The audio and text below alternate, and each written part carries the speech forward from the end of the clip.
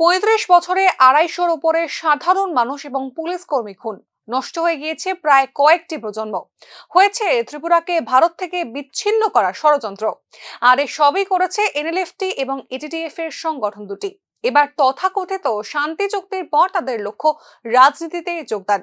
আর এই বিষয়টি আকারে ইঙ্গিতে স্বীকার করে নিয়েছেন অস্ত্র সমর্পণকারী এনএলএফটি এবং এটিটিএফ এর স্বঘোষিত নেতারা।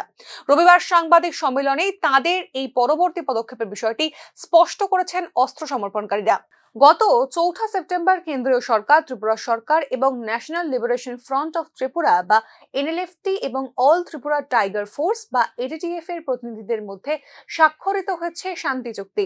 স্বরাষ্ট্রমন্ত্রী অমিত শাহ, ত্রিপুরার মুখ্যমন্ত্রী মানিক সাহা এবং স্বরাষ্ট্র মন্ত্রণালয় ও ত্রিপুরা সরকারের ঊর্ধ্বতন কর্মকর্তাদের উপস্থিতিতে স্বরাষ্ট্র মন্ত্রণালয়ে হয় এই শান্তি চুক্তি। রবিবার অস্ত্র সমর্পণকারীদের নেতৃত্বরা ফিরে আসেন রাজ্যে এবং অংশ নেন সাংবাদিক সম্মেলনে।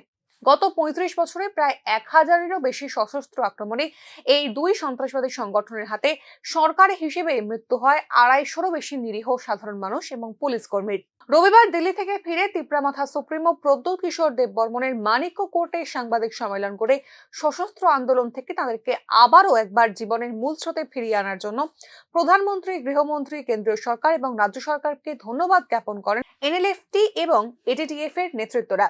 এদিকে সাংবাদিক সম্মেলনে এক প্রশ্নের জবাবে আগামী দিনে রাজনীতিতে যোগ দেবার বিষয়ে চিন্তা ভাবনা করা হবে বলে জানিয়েছেন এনএলএফটি এবং এটিটিএফ এর নেতৃত্বরা।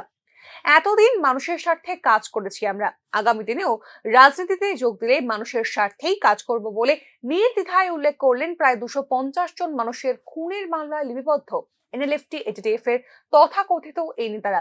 অস্ত্র সমর্পণের ক্ষেত্রে কোথায় এবং কি ধরনের অস্ত্র কি পরিমাণে জমা দিয়েছে এই দুইটি সন্ত্রাসবাদী সংগঠনের তথাকথিত নেতারা তা এখনো জানে না রাজ্যের সাধারণ মানুষ। তবে ২৮৭ জন অস্ত্র সমর্পণকারীর জন্য ২৫০ কোটি টাকার আর্থিক প্যাকেজের পাশাপাশি প্রত্যেক অস্ত্র সমর্পণকারীকে ৩ বছর পর্যন্ত মাসিক ৬,০০০ টাকা এবং এককালীন ৩ লক্ষ টাকা দেওয়া হবে তা জেনে গেছেন রাজ্যের সাধারণ মানুষ। প্রশ্ন উঠছে, তথাকথিত শান্তি চুক্তির নামে নরসংহারকারীদের জামাই আদরে সন্ত্রাসবাদের শিকার মানুষের পাশে এক আসনে বসিয়ে কি বার্তা দেওয়া হচ্ছে তা নিয়েই প্রশ্ন তুলছেন সাধারণ মানুষ। ত্রিপুরার ক্ষেত্রে ৩টি এবং সমগ্র উত্তর পূর্বাঞ্চলের ক্ষেত্রে মোট ১২টি শান্তি চুক্তি করে ও উত্তর পূর্বাঞ্চলে শান্তি ফিরিয়ে আনতে এখনো কাঙ্ক্ষিত সাফল্য অর্জন করতে পারেনি কেন্দ্রীয় সরকার।